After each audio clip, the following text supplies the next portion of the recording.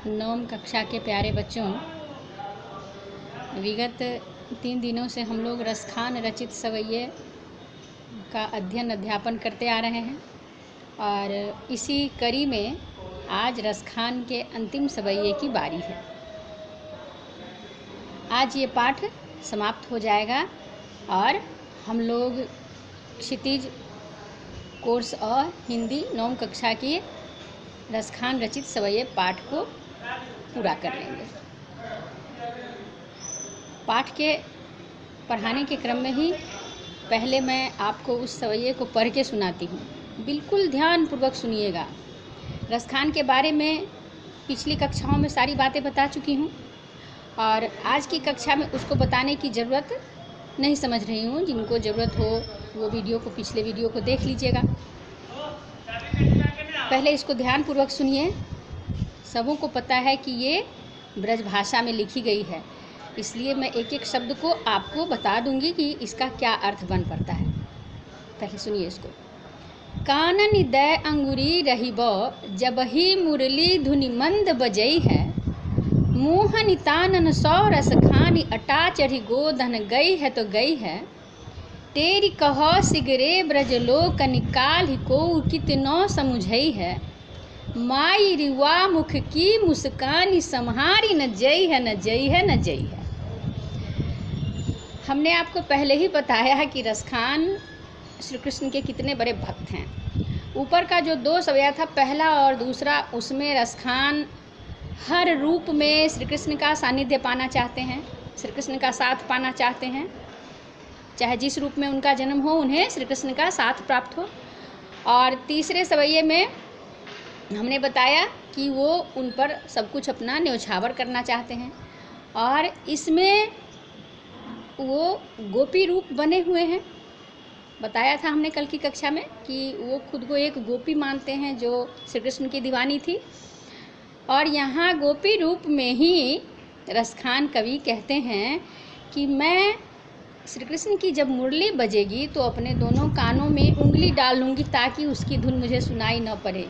बच्चों, आप सबों को पता होगा कि श्री कृष्ण की मुरली जब बजती थी तो कितने लोग व्याकुल हो जाते थे।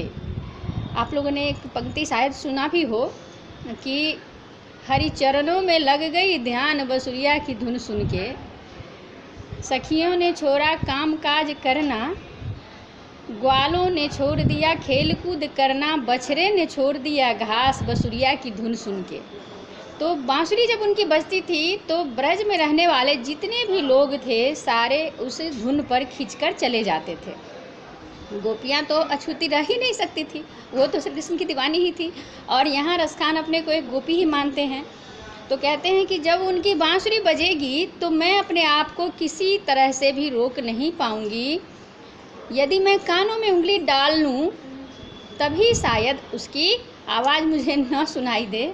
और मोहन तानन सौ रस खानी अटा चढ़ी गोधन गई है तो गई है।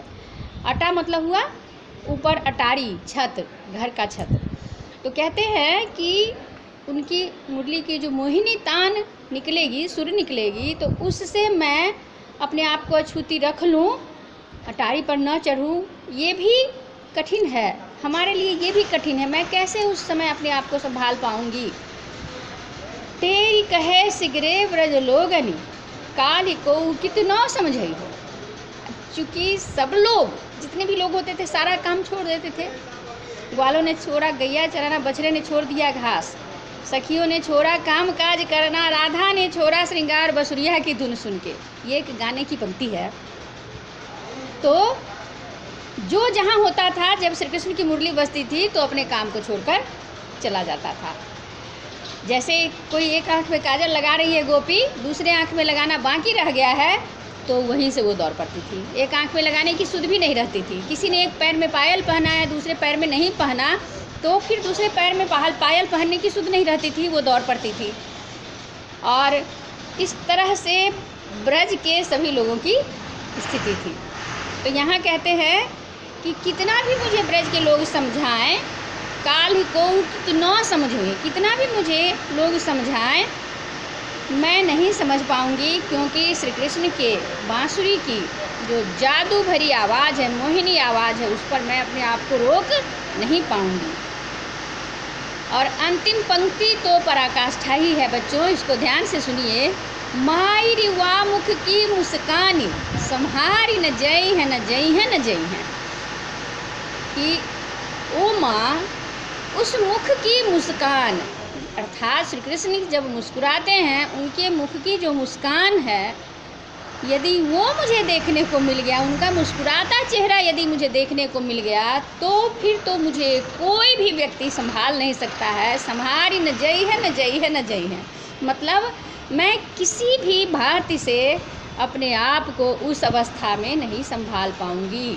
अर्थात सारी चीज़ों को तो मैं कर लूँ, उनकी बंसी की आवाज़ न सुनूँ कानों में उंगली डाल करके, अपने दोनों कानों को बंद करके, अपनी अटारी पर यानी छत पर न चढ़ूँ उनकी मुरली की आवाज़ सुनने के लिए, जैसे मैं प्रतिदिन चढ़ जाया करती हूँ बंसी बजते ही। लोग मुझे समझाएं तो मैं बात मान लूँ, किंतु श्री कृष्ण की मुरली जब बजेगी और वो अपने मुस्कुराते चेहरे से जब मेरे सामने प्रत्यक्ष हो जाएंगे, तो उस मुस्कान को मैं किसी भी भांति संभाल नहीं पाऊंगी, और नहीं संभाल पाऊंगी, नहीं संभाल पाऊंगी, नहीं संभाल पाऊंगी। यहाँ 3 बार यह कह करके कवि ने लिखा है कि माई रिवा मुख की मुस्कान संहारी न जई है, न जई है, न जई है। अर्थात किसी भी भांति से उसको संभाला नहीं जा सकता। तो देखिए कविवर भक्त रसखान की कौन सी भावना यहाँ व्यक्त हुई है, और उन्होंने किस तरह से अपने मनोभावों को व्यक्त किया है, एक भक्त के रूप में, एक गोपिका के रूप में, और एक सखी के रूप में। यह हम सब अच्छी तरह से देखते हैं। बच्चों, आप लोगों को इस सवैये का अर्थ भी अच्छी तरह से पता चल गया होगा। यदि कहीं कोई कठिनाई होगी तो आप लोग, आपका कमेंट बॉक्स है, हमारी कक्षाएं हैं, खास करके कमेंट बॉक्स में डालिए तो वो हमारे लिए अच्छा होगा। मैं वहाँ भी आपको रिप्लाई दे दूँगी, या फिर हम लोग अगली कक्षा में मिलते हैं और आप लोगों को पूरी तरह से संतुष्ट करने के लिए तत्पर होते हैं। बस इतना ही आज की कक्षा में। धन्यवाद।